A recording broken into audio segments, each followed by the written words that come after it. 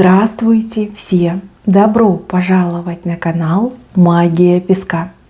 Мои дорогие зрители, с вами, как всегда, ваша Ольга. Всех вас сердечно благодарю за то, что вы со мной зашли на мой канал, смотрите это видео, за вашу невероятную и теплую поддержку, за вашу помощь, мои хорошие. Земной вам поклон! Сегодня у нас будет отсыпочка на такую тему. Кто на вас гадает? И какую информацию этот человек в гаданиях у вас получает? Ни о ком не думайте, загадайте на себя, песочек все покажет сам. Я прошу высшие силы дать мне возможность ответить на все ваши вопросы и послать для вас только самую важную, нужную и полезную информацию. Пусть высшие силы ходят на имя то, что сейчас скрыто, можно услышать и узнать. Так, как интересно и очень, кстати, неожиданно.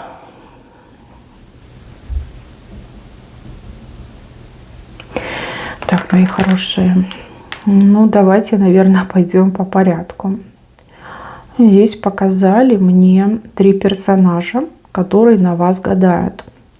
Ну, 2 еще более-менее понятно, а вот 3, тут даже речь не о гаданиях идет, а о чем-то другом. Ну вот вы сами видите, да? Человек делает запрос, а другой над алтарем, ну, как будто бы магичит даже в какой-то степени. Ладно, давайте пойдем по порядку, к этому мы позже вернемся. Хочу начать с мужчины, который на вас гадает. Мужчина материалист, мужчина, который отрицает и гадания, и высшие силы, и паранормальные явления. Там, да, он такой: я материалист, я ни во что не верю. Вот это все там, знаете, типа для детей, для глупых людей, даже высмеет в какой-то степени. Но при этом этот мужчина столкнулся с такой большой проблемой, когда у него прям все доступные источники информации закончились. И вот волей-неволей пришлось обращаться к гадалке, либо к эзотерику. Может быть, даже к магу, может, даже к экстрасенсу. У этого мужчины очень серьезная проблема. И имя этой проблемы – это ваше имя. Вы для этого мужчины невероятно ценная, дорогая женщина. Вы для этого мужчины мне идете вообще как последний шанс на счастье. Не могу сказать, почему последний, но что на счастье это точно. Вот. Этот мужчина просто уверен, что он не имеет права на ошибку, и что эта ошибка будет стоить ему всей его и любви, и счастья, и жизни, и будущего. Он такой: я не могу ошибиться, я не должен ошибиться. Поскольку вы женщина закрытая, и вы мало распространяетесь о себе, о том, как живете, где, с кем, что у вас на сердце, какие интересы в жизни, чего хотите, да, это все вы держите глубоко в себе, никому об этом не говорите, вы это не транслируете. Вот бывают женщины, которые вот транслируют, что они хотят выйти замуж, да, бывают женщины, которые транслируют, что они там отчаянные домохозяйки, да, и кроме там мужа, детей, семьи им вообще ничего не нужно. Есть женщины-карьеристки, а вот вы очень закрыты, вы как будто бы такое темное стекло, да, вот как солнцезащитные очки, хамелеоны, да, еще и отзеркаливаете, вообще непонятно ничего про вас. С вами можно общаться, это так и не понять, как вы относитесь по-настоящему.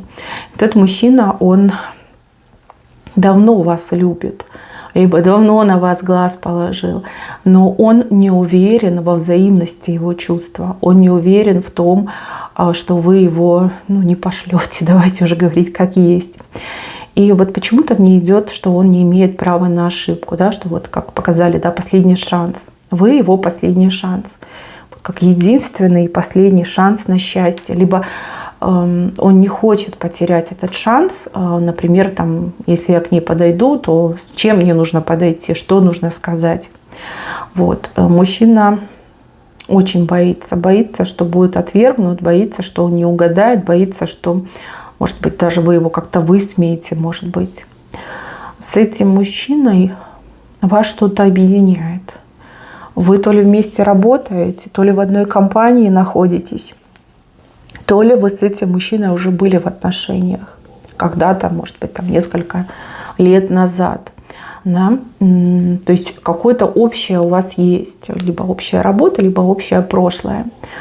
Вот. Сейчас этот мужчина готов землю рыть, лишь бы узнать, как вы по отношению к нему настроены. И есть ли у него шанс на то, что вы его к себе подпустите. И вот этот материалист в кавычках от отчаяния обратился за тайными знаниями, да, для того, чтобы прочитали вас, прочитали ваше сердце и прочитали ваше совместное будущее. Сразу хочу сказать, что по этим знакам у него здесь выходят две дороги. То есть он либо к двум разным людям обращался, либо он дважды ходил к одному и тому же человеку для того, чтобы уточнить по поводу вас, да, либо разузнать по поводу вас. Что ему сказали? Ему часы показали песочные.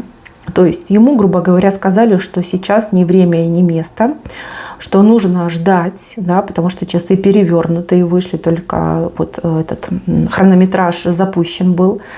Сказали, что если ты будешь спешить, настаивать и пороть горячку, попадешь, видите, вот на серп, да, серпом прям голову тебе снесет. То есть тебе откажут. Ему сказали, что нужно ждать. Я не могу сказать, зачем это все произошло, насколько там был адекватный таролог, либо эзотерик. Возможно, по этим двум дорогам с этого мужчины просто решили деньги выкачивать. Ну, типа, ты сейчас жди, потом через неделю ко мне приди, либо через месяц приди, я еще раз посмотрю. Ну, то есть сейчас денежку мне дай, а потом еще через месяц еще принесешь, занесешь. Не факт, что потом это все не продлится еще на один сеанс. Ну, так иногда бывает. Есть люди, которые свою работу честно делают, да, у кого это призвание, а есть те, которые на этом зарабатывают. К сожалению, на человеке не написано, ну, насколько он адекватный эзотерик, да, и что им движет, да, это не написано. Особенно если учесть, что этот мужчина неопытный, если этот мужчина всегда отрицал потустороннее, то ему даже, наверное, не с кем и посоветоваться. Может быть, рандомно там первую в интернете, либо где-то в газете просто первое рандомное объявление нашел и туда обратился. Очень похоже, что с него качают деньги. Вы меня извините, но вот идет такая информация. На самом деле незачем ходить, да, там, 2 раза, 3 раза. В принципе, если человек понимает свою работу, если он хоть там минимально обладает какими-то знаниями, то все это уже видно, да, с первого сеанса, с первого приема. И не нужно вот годами ходить, там, месяцами ходить. Этого не нужно. Ну, видно, вашему не повезло. Видно, он попал на крючок к тем, кто выуживает деньги. Ну, потому что ему песочные часы показывают и серп. Но это как угроза, да, ему говорят, вот ты поспешишь, и она тебе откажет голову этим. Ну, сами видите серп, да, над головой у мужчины, тебе голову снесет. Она тебя, вот это вы, вот он серп между вами, и серп именно в направлении мужчины. То есть, может быть, ему, кстати, обещают, что вот мы магическим путем ее приворожим, либо там отвадим от нее других мужчин. Может, говорят, что вы там в кого-то другого влюблены, и что сейчас будет проводиться работа, да, это все потребует времени и денег. Значит, там приди там через столько-то, но сейчас заплати. Очень похоже, что ему морочат голову. Вот. У меня складывается впечатление, что все ровно наоборот. Что вы, вот этого, кто на вас гадает, вы его ждете. Что вы к нему неравнодушны, что вам он тоже симпатичен, либо вы его так и не смогли разлюбить, да? Возможно, мужчина из вашего прошлого, либо мужчина, который вам действительно очень симпатичен, и вы не против с ним иметь отношения. И, возможно, вы переживаете, почему этот мужчина не действует, почему этот мужчина вот выглядит равнодушным, отстраненным, почему этот мужчина не приходит, не приезжает, там, даже не пишет вам. Вот. То есть вы переживаете из-за того, что он бездействует, а он бездействует, потому что ему какие-то любители заработать, давайте так их назовем. Почему-то не могу их называть тарологами либо эзотериками. Любители заработать. Они ему голову морочат и деньги с него тянут, рассказывая ему страшные вещи о том, что если ты сейчас к ней подойдешь, то все у вас там рухнет и никогда не случится. Вот, вводят мужчину в заблуждение. Так мне идет. Это, конечно, печально. Это очень печально, да, что люди попадают в такие ситуации, и вы тут, я понимаю, дергаетесь, и он весь истрадался, да, потому что последний шанс. Вот я теперь поняла, почему последний шанс. Потому что его запугали, ему сказали, что вы ему откажете.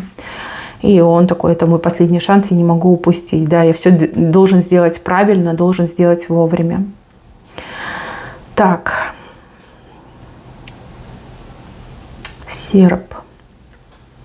Ну, девочки, что сказать? Если ваш мужчина такой вот мнительный и легковерный, то тяжело вам придется тут либо самой брать инициативу в свои руки, да, вот подумайте, вот кто вам нравится, кто вам симпатичен, либо кто из бывших, кого вы до сих пор не смогли забыть, о ком периодически вспоминаете и даже, возможно, сожалеете, что в свое время вы не сохранили эти отношения. Ну, так иногда бывает, да, в разные времена жизни люди по-разному реагируют на отношения, да, может быть, вы тоже в свое время там вспылили.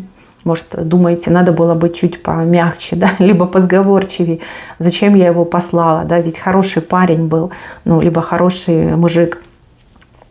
Ну и также, например, симпатия на работе. Вам нравится этот мужчина, либо в компании вам нравится мужчина, а он типа делает вид, что он равнодушный. Он действительно, девочки, делает вид, потому что его напугали, сказали, что к вам нельзя подходить.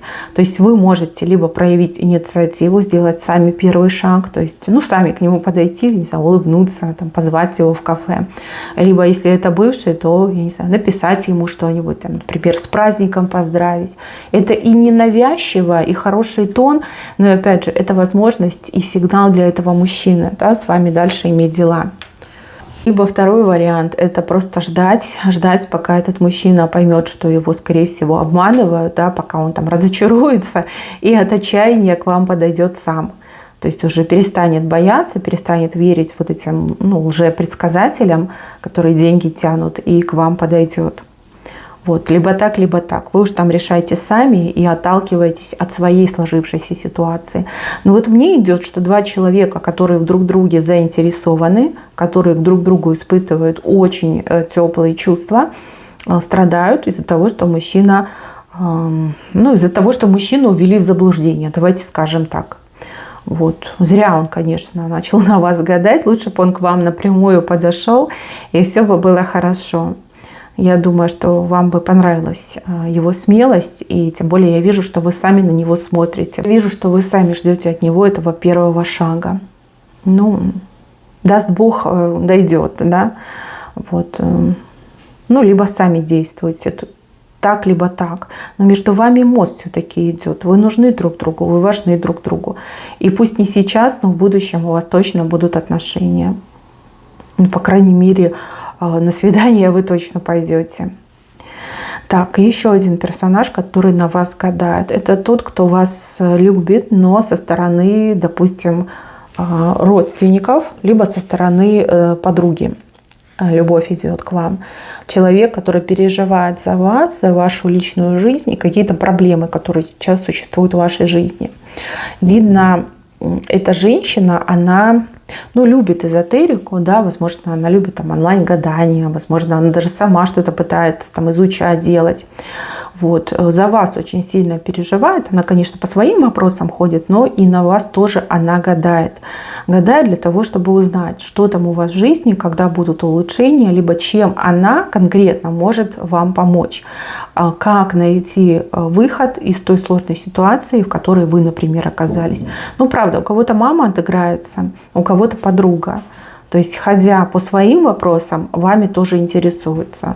Потому что вас любят, потому что вам хотят помочь. В принципе, это вполне себе допустимо, это очень по-доброму, по-милому. И тут как-то придираться к этой женщине, я думаю, не стоит. Да? Зла она вам точно не желает, наоборот, желает вам помочь. Так, ну теперь мы переходим к третьему сегменту, который вот меня лично напрягает. На самом деле это не похоже на гадание, не похоже на прорицание, это больше похоже на работу, магическую работу. С левой стороны напротив вас, опять же, если взять серп, ну, здесь, знаете, как бы убрать вас хотят. Извините за такие слова, но я не знаю, какое другое слово подобрать. Просто идет именно это. Здесь женщина ходит. Женщина, обиженная жизнью, женщина, обиженная миром. Но это ее восприятие. Вот ей все время кажется, что ей там меньше, мало, недостаточно, что вот вам типа там сполна, а вот ей всегда как-то лимитировано крошки, да. Вам целый пирог, а ей типа крошки. А она ведь хорошая, она тоже хочет пирог. И вместо того, чтобы пойти и выпечь свой пирог, она пытается ваш украсть. То есть у одних отыграется, что эта женщина вам соперница, у других конкурентка. Понимаете? Соперница, конкурентка. И в данном конкретном случае ее не интересует ваша жизнь и судьба, ее интересует ваше устранение. И здесь очень похоже, что она обращается именно к тем, кто практикует, причем практикует темное. Вот, скорее всего, заказывает на вас какие-то обряды, ритуалы, магические действия с целью вас убрать со своего пути. Ну, извините, буду говорить, как вижу, да. Ну, не могу я подбирать слов, тем более, если с потока идет, я не могу уже мыслить своими мозгами, извините. Но вы сами видите, вот она стоит, убогая, а вот здесь происходит какой-то магический процесс. Наверху у нас летучая мышь, то есть все-таки злое делают, нехорошее. И с целью открыть ей дорогу, потому что ей сейчас все дороги закрыты.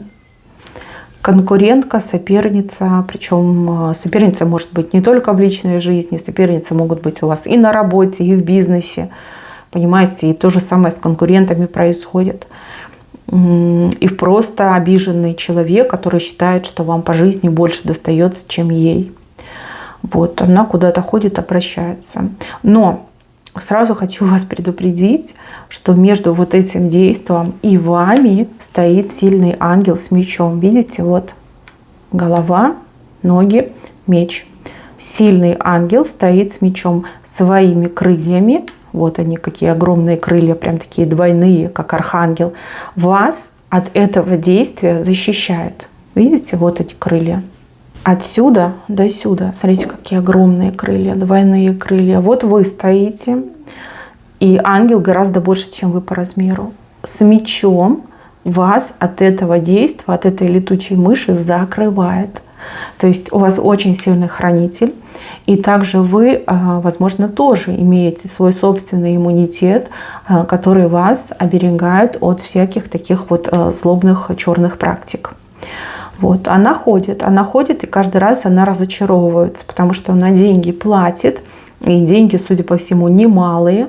Может быть, она уже даже все, что имела, там, не знаю, продала, потратила для того, чтобы вам навредить, сосвету жить. Но ничего не происходит. Ничего. Эта черная мышь не может до вас добраться, да, не может к вам подлететь, потому что очень сильный ангел вас защищает. И кто бы против вас не работал, ну, я имею в виду специалистов, да, у которых заказывают черные обряды, ничего у них не получается. Потому что над их ритуальным столом, видите, здесь показан конус, то есть закрыто. Им работа закрыта. Какой бы мощный ни был маг, не может пробить ни вас, ни ангела, который вас защищает. Конусом закрыто. Может быть, даже эти люди все понимают, да, кто мастера. Может быть, они просто с этой дурочки, извините, так назовем ее, тянут деньги. Вот, ну, расходит, расплатит, ну, пусть платит, да, вот ровно такая же ситуация, как здесь. Но здесь мне идут какие-то мелкие шарлатаны, а здесь уже такие в крупных форматах. Здесь денег меньше, а здесь денег больше мне идет. Ну, как-то так, мои хорошие, как-то так. Кстати, вот хочу к вам обратиться, кто зашел на эту отсыпку. Судя по этим знакам, Вы ведь тоже можете гадать, и, скорее всего, гадаете, либо пробовали гадать. Возможно, было бы неплохо, если бы вы действительно практиковали хотя бы для себя лично, может быть, для своего окружения.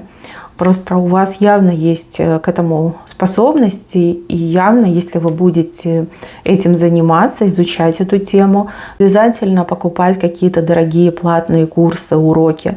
Вы можете и сами всему обучиться, просто читая литературу. Тем более сейчас в интернете, я не знаю, на русском языке литература целый ВОЗ и маленькая тележка. Ну, на курсах вам продают ту же самую литературу, но только за большие деньги. А вы в бесплатном режиме, да, в интернете все это можете себе найти. Вот, подумайте об этом. Но явно у вас, например, с теми же картами все может случиться, получиться, причем по большой любви, назовем это так. У вас вот показана рука легкая. Рука легкая, сердце доброе. Поэтому я бы на вашем месте пробовала. Тем более вижу, что вам это тоже нравится. Так, мои хорошие, на этом все. Берегите себя. Всем спасибо за внимание. Всем пока-пока.